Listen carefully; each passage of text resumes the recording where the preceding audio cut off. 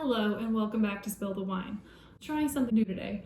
I wanted to talk about this new show that I saw. It's called The Promised Land and it premiered on ABC. I've been seeing the trailers over the last month and this show is about wine. Well, not exactly wine, but it has to do with a family based in Sonoma County that owns a vineyard called the Heritage House. And in this show, the vineyard is very successful. It seems like it's one of the top wine producers in the country, but it's a family business. And with every family business, there's bound to be some drama. So outside of the show being about wine, what also intrigued me about the show depicts a Mexican-American family.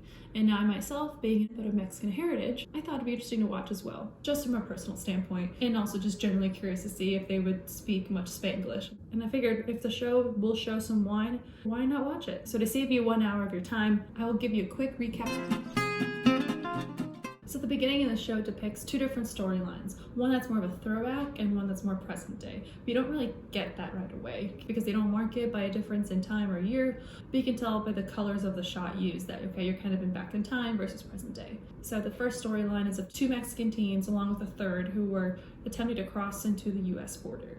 And the other storyline is of the Heritage House vineyard. And while the vineyard is currently run by Jose Sandoval, or Joe, and his wife Leticia, or Leti, as they call her in the show, there seems to be drama from his past, like his ex-wife, who apparently has stake in the business and reveals early on that she plans to overrun it. And then it cuts to other scenes that introduce other characters, like the children, who are seemingly integrated into the family business. So you start out by seeing the oldest sister, Veronica Sandoval, the oldest of the Sandoval siblings, who seems very much in charge of the family business.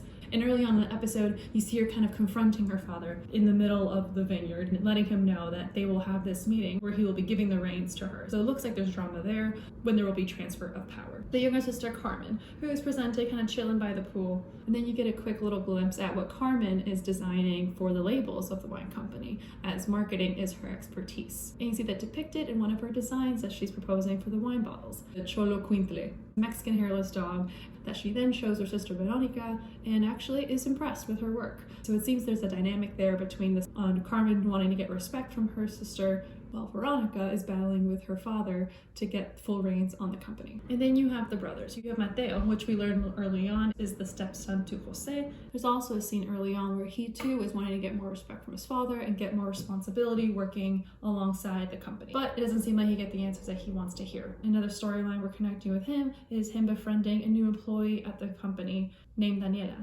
And we learn from her that she does not have papers, which is a parallel to the flashback story that we're seeing throughout the episode of crossing to the United States. But Mateo, being the friendly guy that he is, he's offering up a contact who also works at Heritage House to connect her with the right resources to get paperwork. It's very obvious from those few interactions that they are going to form some type of a relationship. And then you have Antonio, who is the son who left for New York because he received pushback from his father when it turns out that he had a boyfriend. And Joe didn't seem too supportive of that and pushed him away. In the scenes where he comes back and Joe asks him to please get involved and be back in the family business, we need you, every family is everything, Antonio seemingly agrees and tells him that he is there to support the family. However, Antonio has a different plan in mind in terms of how he is supporting family. Because, plot twist, his mom is Joe's ex-wife, Margaret. So you cut to the scene where he's talking about shares, basically lets out the beans that, his shares have the deciding factor on who runs the company. And what do you know? He plans to sell his own shares to his mother. She may end up running the company. And then lastly, there's the youngest brother who is known as Junior, which seems to be the only child between Jose and Leti. In the middle of the episode, Joe tells his daughter Veronica that he is going to give her more reign in the company and give her more responsibility. She's very excited and thrilled about it, so much so that she's texting along the drive and then hits someone. You're like, who could that be? She comes out the car, she's ready to call 911 to do the right thing, and then all of a sudden she turns around and this other car starts coming down the road. So what does anyone do in that position? She throws the phone away. She throws the phone away and doesn't tell 911 where she is, leaves the body there, and just drives away. And then she goes home and the first thing she asks her husband is if she's a good person. Yeah, we'll find out.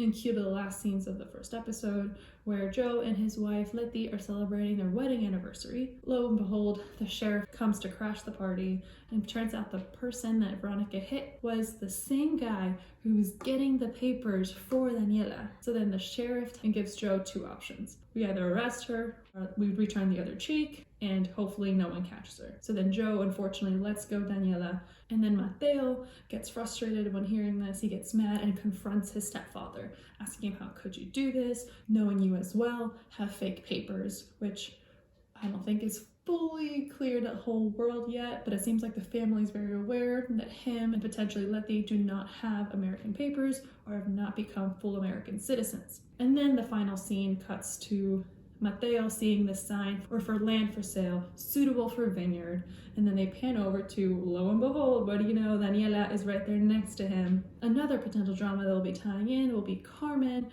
and Veronica's husband, Michael. So there's a scene where she's mixing a drink in the kitchen. Michael is grabbing a box of some type of Reserva, and then Carmen calls him over, letting him know, like, hey, check out this drink. He tries it and is actually very impressed. He brings up that he knows people that can help her career path in the marketing business. That tells me that maybe Veronica's husband has some wandering eyes for the younger sister. And if you think there couldn't be any more knowledge we can get from this first episode, just wait. We find out that the flashback stories do connect to present day. Carlos Rincon is Joe, but the other girl, Juana, is actually Letty. And then you get introduced to this priest who Letty is not happy to see at all. And it's not just because he finds drugs from Junior, it's because he is actually Billy, or Guillermo, who we find out is Carlos's friend who told them to come to the vineyard in the first place, was Letty's husband. So we don't know much of that story yet on how their marriage fell apart. So to recap, there's a lot of drama with this wine company.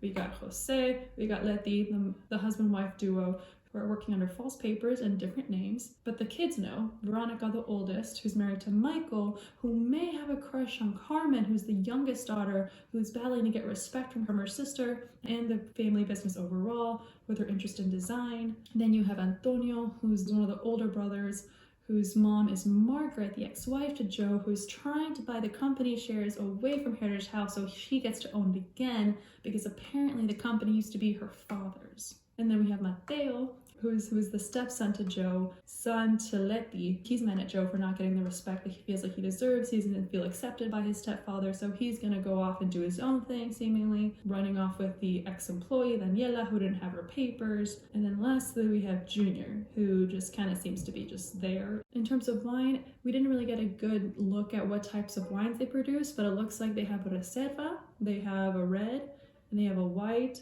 And it seems like they want to show wine almost in every single shot. So that's the recap. That's the show, The Promised Land, the new Mexican-American soap drama on ABC. Did you like this idea? Should I keep doing it? I'm happy to keep watching the show and providing quick little recaps if you like. I want to focus a little more on the wine next time as we get to show more characters and more storylines. Right now I'm pretty intrigued. I feel like the plot lines are pretty obvious in terms of like what's going to happen based on what we saw, but I'm excited to see more about the wine. I want to know what kind of grapes they're growing, and maybe I'll play some games with it. Maybe I'll do a tally on how many times wine is shown across an episode. If you'd like me to do more recaps about this new show, please let me know in the comments. I'll keep doing it. If it has to do more with wine, I'm game for it. Thanks so much for watching. Like, subscribe, and salud!